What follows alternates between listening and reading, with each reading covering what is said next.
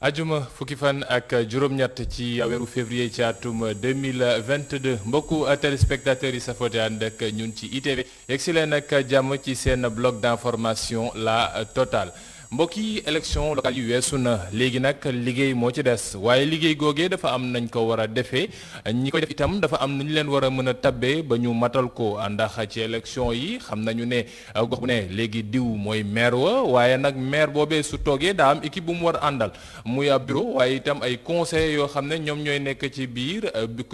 conseillers yooyee ci seen lim nan la ñu war a toll lan moo war a nekk seen liggéey waaye itam ban njëriñ la ñu am ci biir équipe municipale bi su fekkee ne bureau bi itam dafa am ay adjoint yu fay nekk adjoint yooyu yan adjoint la lan mooy itam li seen njëriñ ci biir conseil municipal boobe ban taxawaay lañ ci am gouvernance bi nan lay demee mbir koppar ak yeneen yooyu yëpp ak ay mbir yoo xam ne moom la ñuy waxtaanee ci seen bloc d'information la totale bu tey jile xam ne dañu am mbégte dalal ci plateau bi nit koo xam ne xelam màcc na bu baax ci lu jëm ci décentralisation ak gouvernance di Alioune Badara Diouk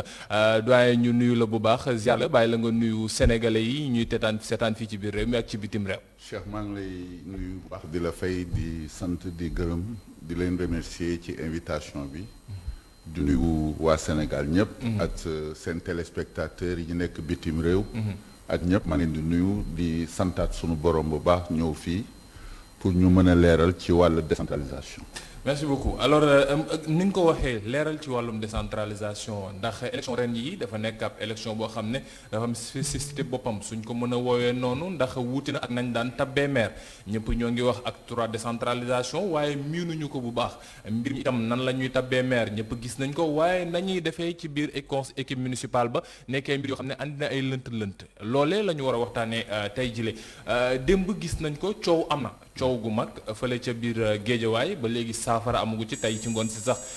kiiti maire bi ak ay ñoñam ñoo ngi doon def ab déclaration de presse li jëm ci élection bi maanaam léegi ñëpp leer nañu maanaam Alioune Badara su taxawee ci liste bi nekk ca bopp ba ne moom moo bëgg dox jiite lii ci Dakar suñ ko wotalee moom mooy nekk maire Dakar waaye lan moo andi jafe-jafe yi ba coow am ci biir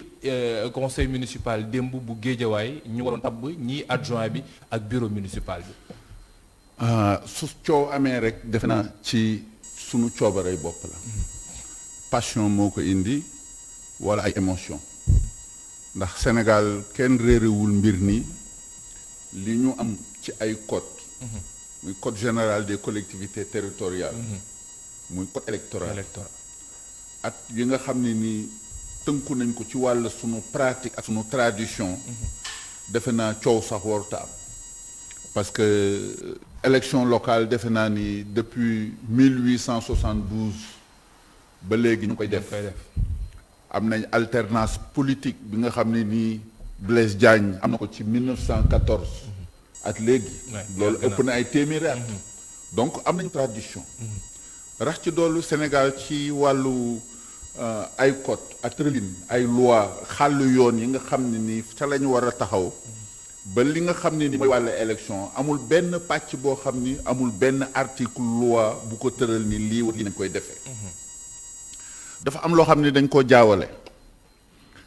dafa am ay scrutin lu ñu tuddee scrutin uninominal moo xam ni benn nit la ñuy proposer comme président de la république nga xam ne scrutin uninominal la ñu présenter que peuple bi mu am programme am ambition ak yooyu yëpp ni Sénégal offre yi laa am soo leen ma falee lii wët lii laay def mu am scrutin yoo xam ni scrutin de liste la élection locale scrutin de liste la du scrutin uninominal parce que nit ñi dafa am confusion dafa mel ni benn maire la ñuy fal te dañ ab liste la ñuy fal mais suñu falee liste ba ka nekk ca teetu liste ba su dee commune muy liste majoritaire bi kooku mooy nekk maire su dee scrutin de ville la ki nga xam ne ni moo nekk ci tête de liste proportionnelle u ville bi su liste boobu amee majorité mooy nekk maire su fekkee ni conseil départemental la ki nga xam ne nii moo nekk ca bopp ba di tête de liste proportionnelle su liste boobu amee majorité wala majorité relative kooku mooy nekk maire loolu dañ ko leeral waaye kooku nga xam ne dañ koy fal dafa am ñoo xam ne nii dafa nekk ak ñoom à égale dignité su dee communes yi la ñooñu ay conseils municipaux lañ leen di woowe conseil municipal yi li fal maire bi moo leen fal ñoom parce que ci benn liste la ñu jógee ndax dañoo présenter liste bi liste boobu am majorité ñu ni ñu nekk ca majorité bi ñooñu ñëpp ñooy àndandoo ñu dem su fekkee ni ci commune la dafa am liste majoritaire am liste proportionnelle liste majoritaire bi 45% lay jël ci li nga xam ni mooy nombre de sièges yi liste proportionnelle bi jël 55%. su fekkee ni da nga gagné da ngay jël 45% wu liste majoritaire bi yépp kon communes yi ñoom amuñu problème parce que dinañ am stabilité majorité. ndax leer na ba pare. leer na dañu am majorité ñooñu su ñëwee ci conseil municipal lii xew Guédiawaye mënu xew mais su fekkee ni scrutin de ville la nga xam ni dafa am ñoo xam ni dañuy ñëw ci liste proportionnelle ville bi am ñeneen ñoo xam ni dañuy ñëw ci liste majoritaire commune yi communes yi seen bopp parti bi wala coalition mën na gagné ñaar wala ñetti commune beneen coalition gagné wala beneen parti gagné beneen commune ci benn diwaan léegi suñu dajee ci conseil bi ki gagné mën naa bañ a am majorité léegi nag su amulee majorité ay waxtaanu koy indi. mais naka lay demee ba mën a ñàkk majorité ci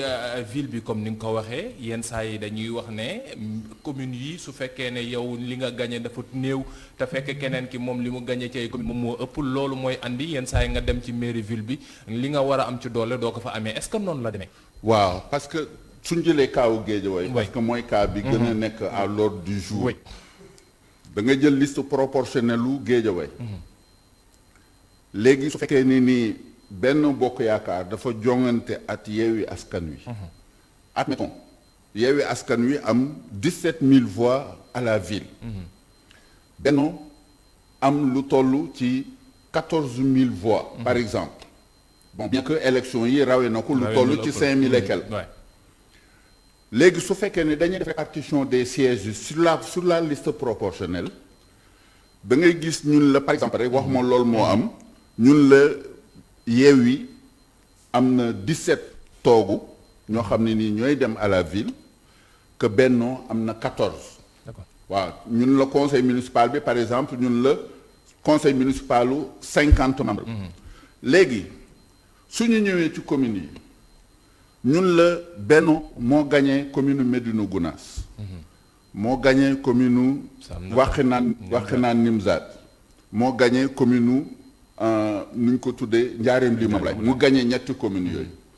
ñu ni su fekkee ni ne Médina Gounass la ki nga xam ne ni da ko gagné 5 premiers yi wala 6 premiers yi sur la liste majoritaire ñooñu dañuy dem ville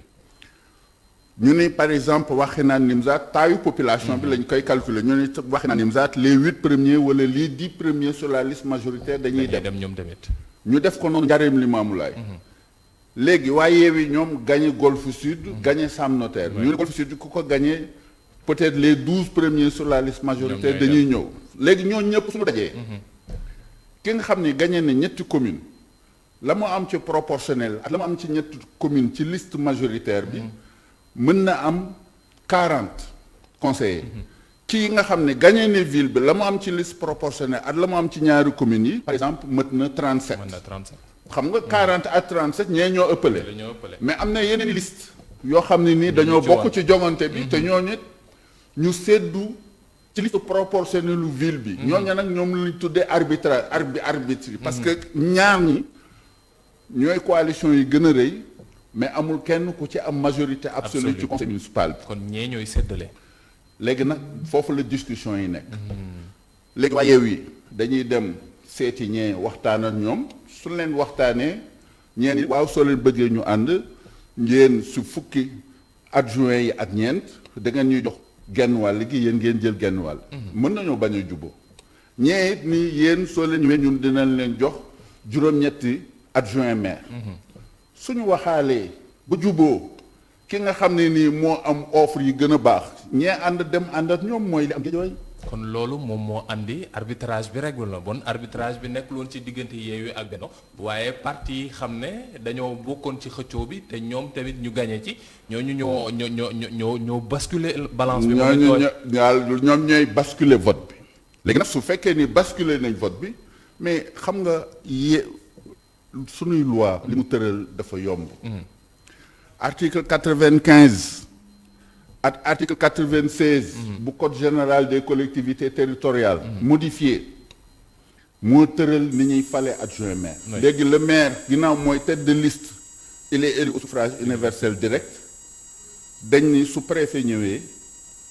soo gagné ba commission départementale de recensement des voix joxe résultats yi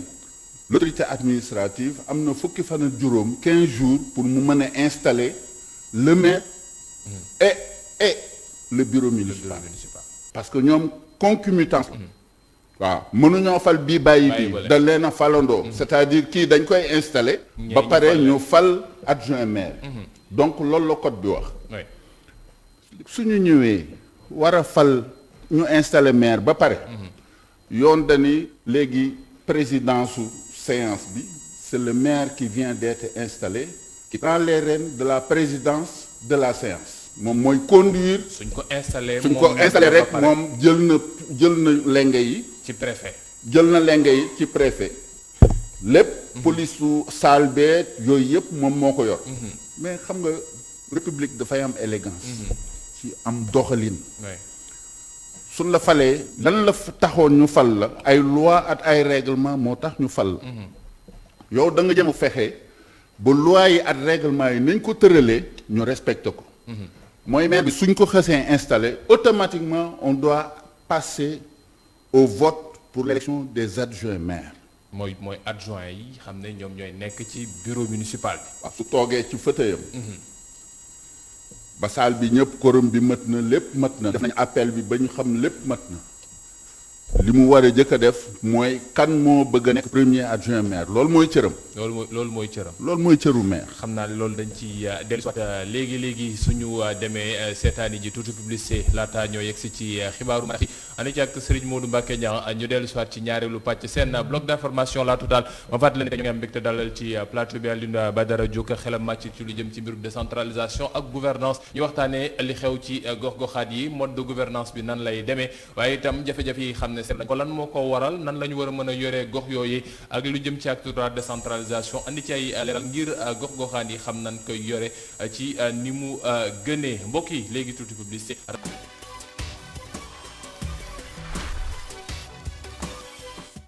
sant ko bu baax gërëm ko moom kookeeti Serigne Modou Mbacké Niang mi àndi woon ak yéen ci xibaaru marax yi ñu ci ñaareelu pàcc ak mujjanteel gi. ci seen bloc d'information la totale tey jii ñu am mbégte dalal ci plateau bi Alioune Badara Diop xelam màcc ci lu jëm ci mbirum décentralisation waaye itam lu jëm ci gouvernance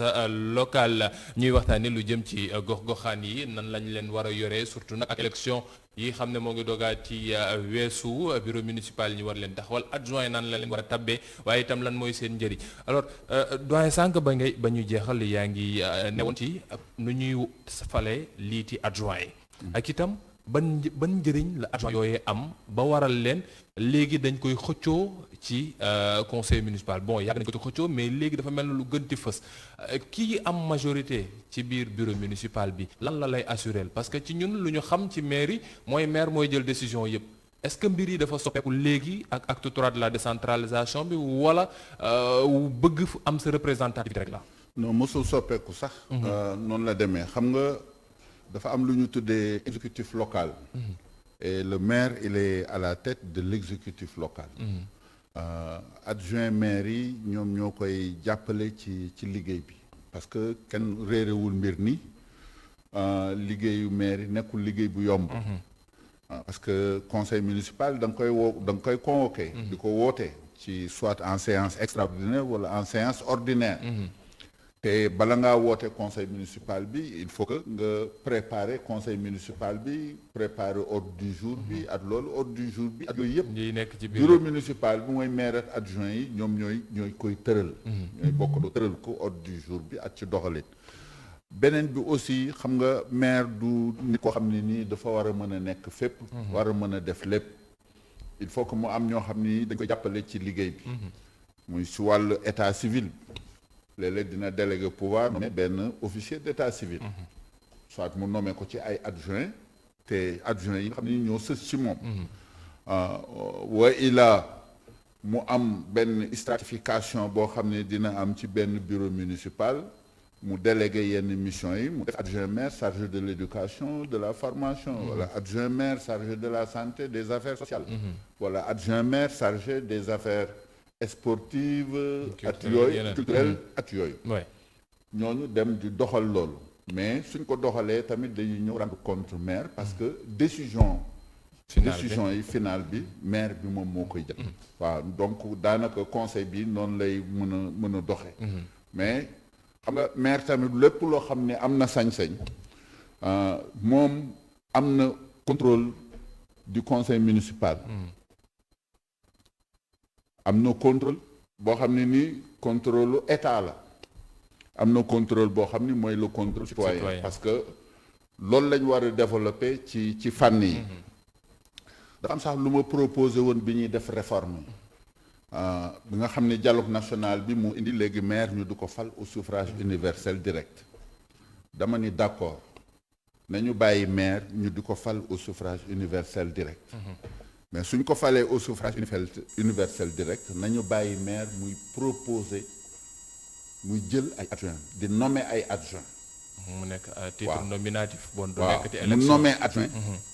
ci des membres du conseil municipal waaye benn nit doo ko jox sañ-sañ yi jox ko doole yi mais conseil municipal bi seen biir par li ñu tuddee élection indirecte war nañu mën a nommer benn président du conseil nga xam ne dañuy leeral mbir yi exécutif local bi day nekk nii parlement local bi di conseil municipal bi nekk nii conseil municipal bi am benn président boo xam ni collège yu conseil municipaux yi ñoom ñoo koy fal nga baal ma rek laataa ngaa gën a sore wax nga ko léegi bureau municipal ak conseil municipal dafa mel ne xaajaloo daa am wala ñaari entité yu bokkul la est-ce que mën nga ñu ko gën a leeral non xam ñu nga xam lan mooy taxawaayu bii ak lan mooy solos bii waaw concomitance la parce que ñoom ñëpp dañ leen a falandoo ci benn liste ñoom ñëpp daal ñooy conseil ñëpp maire beet ñoom bureau municipal bi mooy adjoint yi adjoint yi ak maire bi ñoom le maire et ses adjoints forment le bureau municipal waaw loolu la article 95 wax du code général des collectivités territoriales mais su fekkee bi dañ leen a fal mooy li may leeral ci exécutif local nga xam ni ñii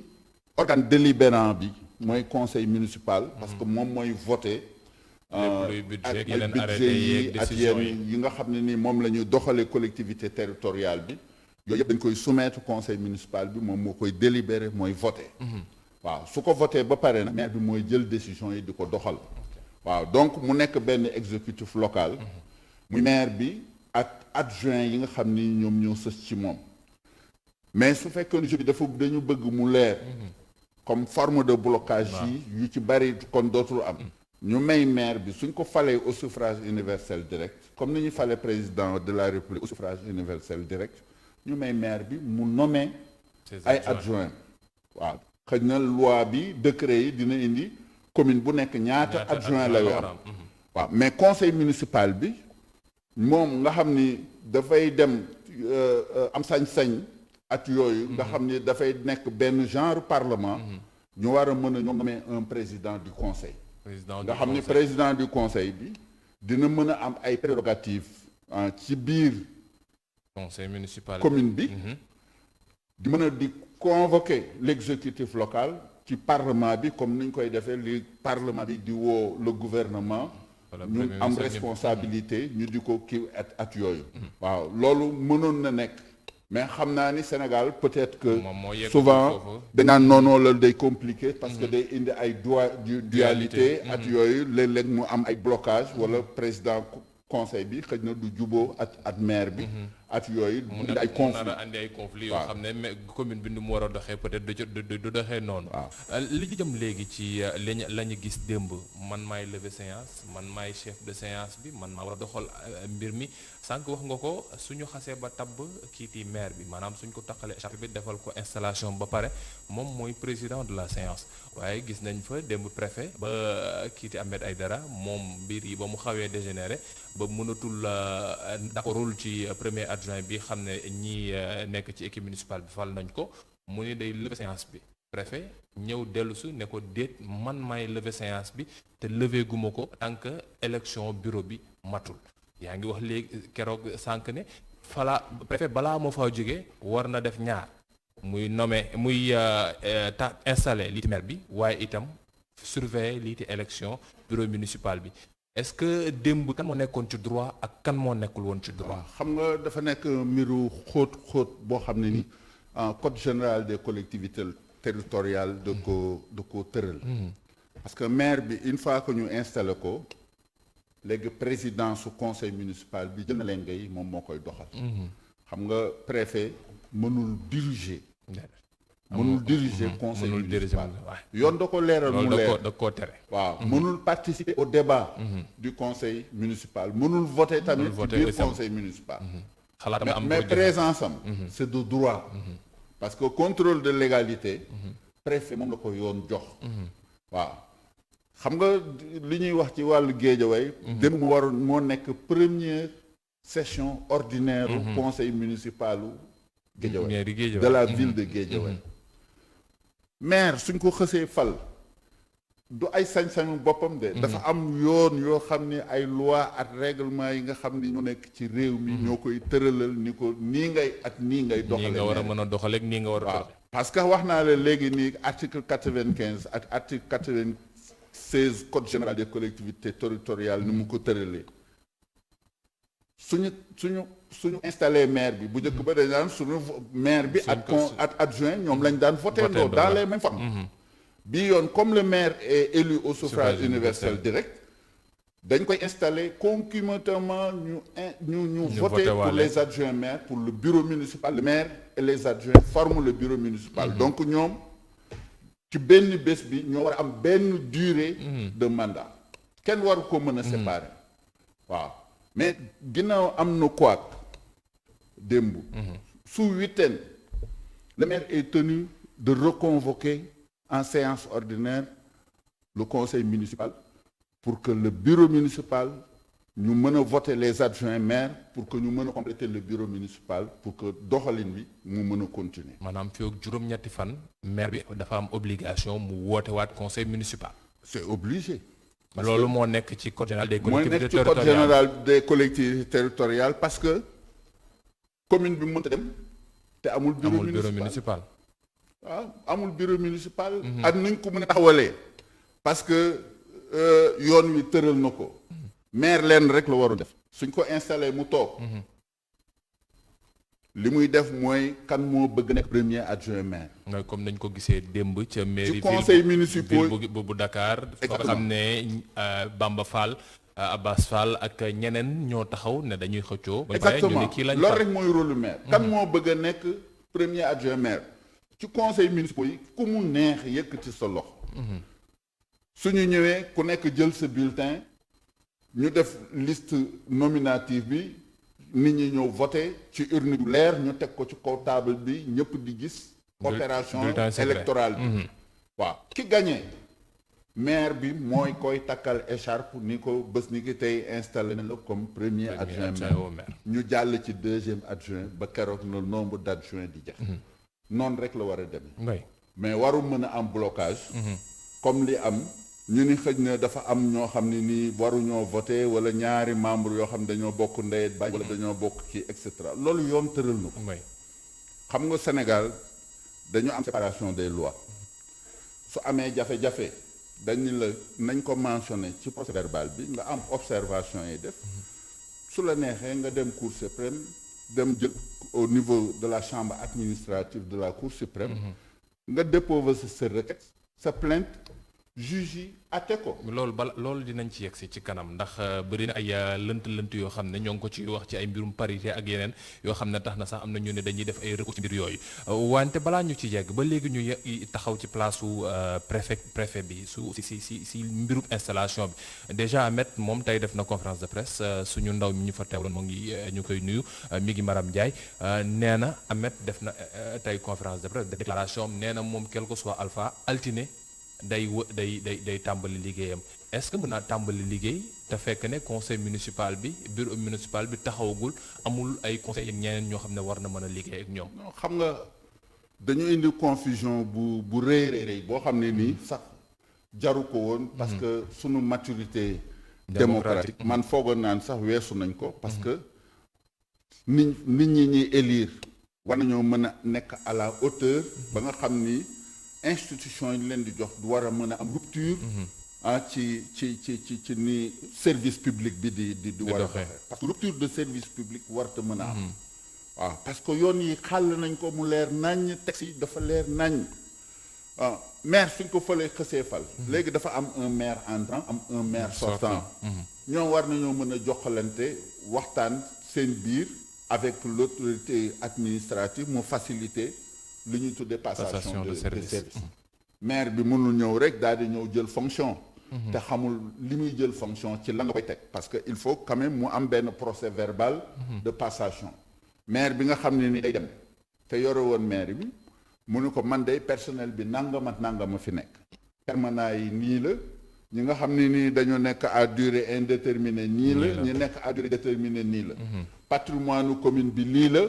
su fekkee ni budget bi ñu voté engagement yii laa ci jël fii laa ci toll ñu dressé ko ci procès verbal nga xam ni su maire bi dee ñëw ñu jox ko procès verbal bi mu am benn feuille de route boo xam ni mu xam fi muy teg tànkam. pour le cas de Guédiawaye passation de service bi yeggagul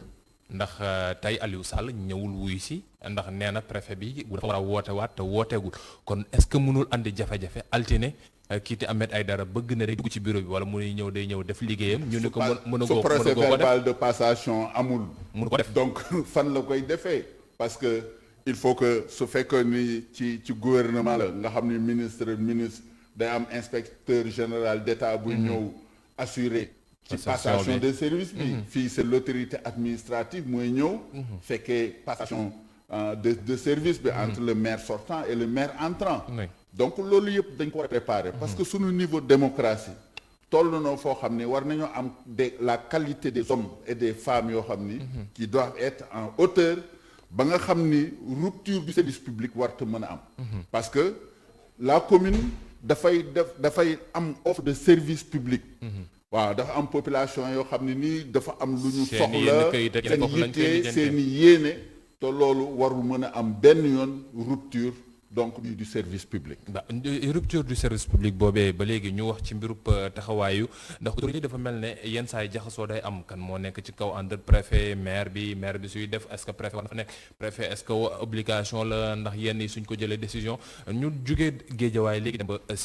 Ziguinchor kiiti maire bu yees bi ñu fa tabbati Ousmane Sonko moom démb am na ab réunion conseil municipal am ay conseillers ñëwoon nañu waaye préfet ba new fa woon.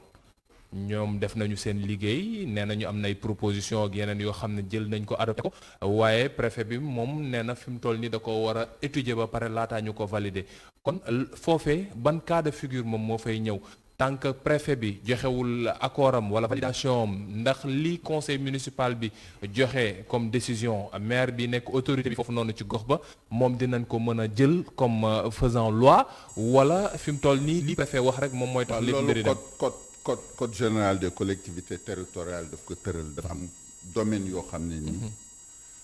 wa ilaa su fekkee ni conseil municipal bi da ko délibéré il faut que mu am approbation du préfet de l'autorité administrative à la couleur su doon voté budget suñ ko voté ba pare il faut que ñu soumettre ko à l'approbation donc de l'autorité administrative parce que contrôle de légalité bi may wax a posteriori su ñu dee voté préfet bi du ci intervenir mais am na lu ko yónnee ni ko budget bi ñu la présenté dafa am rubrique yoo xam ne ni dafa war a am les dépenses obligatoires ci rubrique budget yi su fekkee ni li ñu tuddee les dépenses obligatoires le conseil municipal dafa délibéré loo xam ne nii amul suffisamment de crédit bu mën a assurer que ces dépenses obligatoires la mën a am préfet bay su ko neexee mu delloowaat en seconde lecture le budget au conseil municipal au maire du ko invalider da koy delloowaat pour beneen lecture def ci ay observation ne leen sur les dépenses obligatoires sur telle ou telle autre rubrique donc vous n'avez pas respecté les crédits nécessaires yi ñu war a allouer pour les dépenses obligatoires waaw parce que soo fekkee da nga jël ay crédit def ko ci ay dépenses facultatives li nga xam ne mooy dépenses obligatoires yi tu mets pas suffisamment de crédit donc budget bi jaaroo fi mu war a jaar ci yoon ni ko yoon tërale bu boobaa préfet bi da la koy delloo. d'accord am na yeneen domaine yoo xam ne aussi su fekkee ni conseil municipal dafa délibéré. dañ koy soumettre toujours à l'approbation de l'autorité administrative mu def contrôle de légalité a posteriori. su fekkee ni jaar na yoon mu approuvé ko su jaarul yoon mu delloowaat ko ni lii jaarul yoon pour telle ou telle autre raison mu motiver ko. pour le cas de Ziguinchor ay création commission yu yees la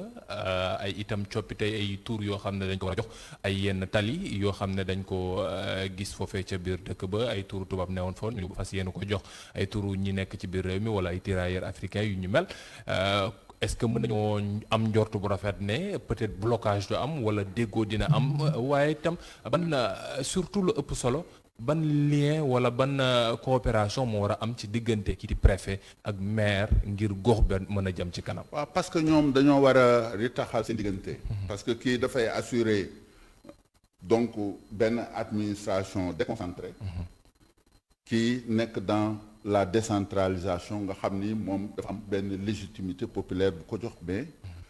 le préfet tire sa légitimité ci légitimité état. donc état.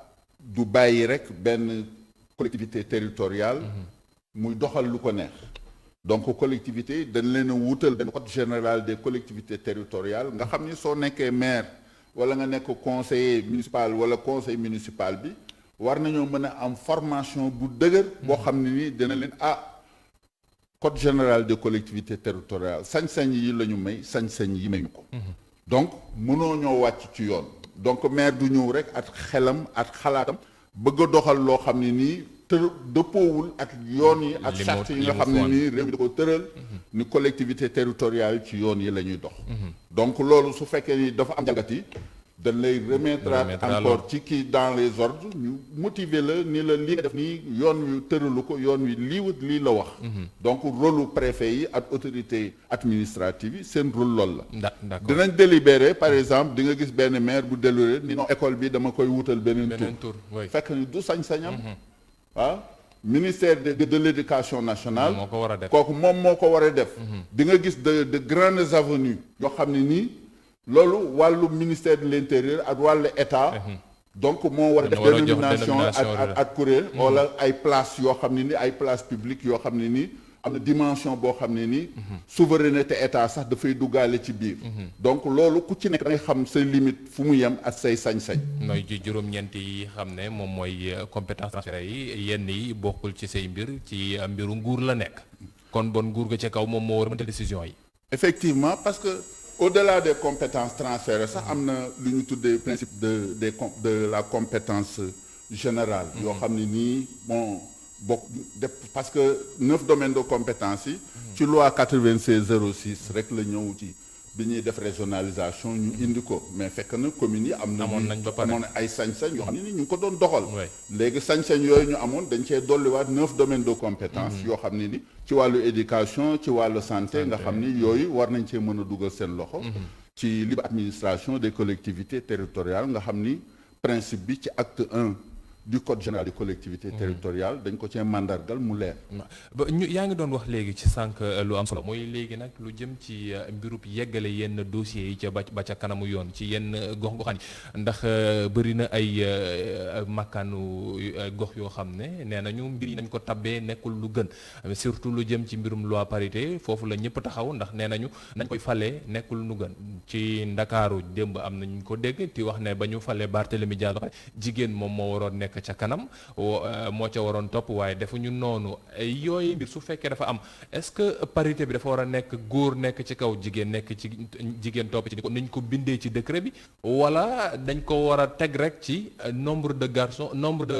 d'hommes et nombre de femmes yi nekk ci biir équipe municipale bi. xam nga loolu dafa am benn xóot-xóot bu ci nekk xam nga Kaolack dafa am lu ñu tudde woon jurisprudence Mariama Sarr 2014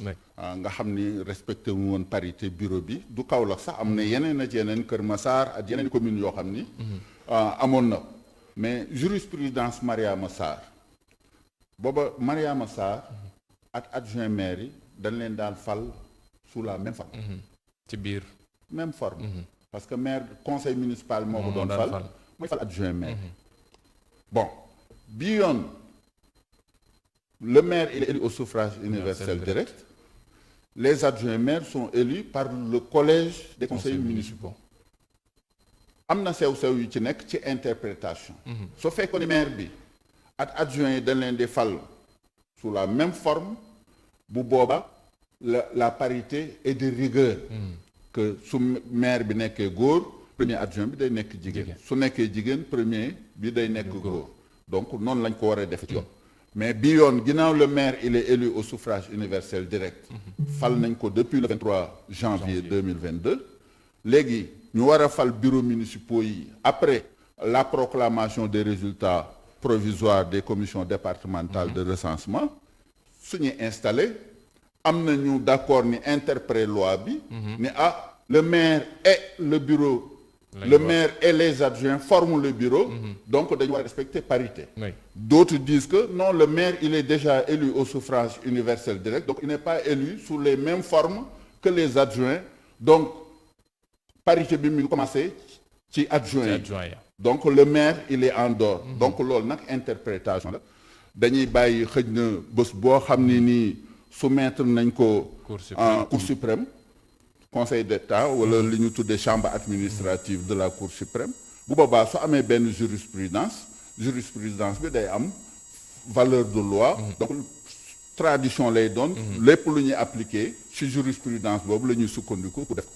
bon nag ñu sant ko bu baax gërëm ko moom suñu doyen Alioune Badara Diouk nekk expert en décentralisation xelama ci itam ci lu jëm ci mbirum gouvernance moom la ñu dalaloon tey ci seen bloc d'information la Total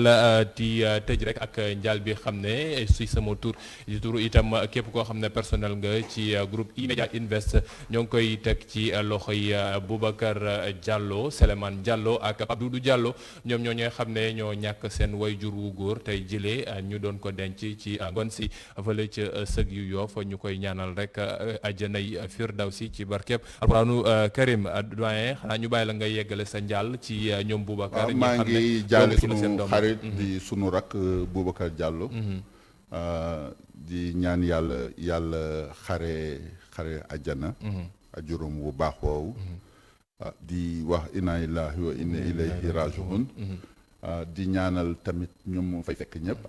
ak ñeneen ñoo xam ne nii di leen fekk ñu ngi leen ñaan mu yéex di leen sant bu baax tamit ci invitation bi di ñaan yàlla defal leen jàmm defal leen sutura mais réew mi ñu am dal ba nga xam ni li nga xam ne ay sañ-sañ la ñu jox ko collectivité territoriale yi xulóot xeex bi jaru ko parce que am na lu population yi xaar ci ñoom te dañu war a am jumtukaay yi yore collectivité territoriale nekkul lu yomb lu jafe-jafe la te il faut une gouvernance inclusive et participative nga xam ni ñiy xëccoo su fekkee ni ñoom ñëpp defar gox bi moo leen taxaw jóg ku nekk na dugal loxoom ñu sumb boo xam ne ni ku ci nekk suñu sumbee ba bàcc ba pare njariñu askan wi rek moo ciy nekk góor jàpp ci góor jàlle la góor loolu lañ ko tàmmati woowee yéen say sant ko bu baax gërëm ko ci leeral yooyu ak yéene googu mu ñu andi loon Alioune Badara Diouk nekk expert en décentralisation ñu doon waxtaane lu jëm ci mbirub gox-goxaan yi mbokk yi jox leen dig daje altine incha allah léegi tuuti bi si la daa ñëw egsi ci xibaaru nasaraan yi 19:45 ànd ci ak soxna Awa Diop seen jërë ngeen jëf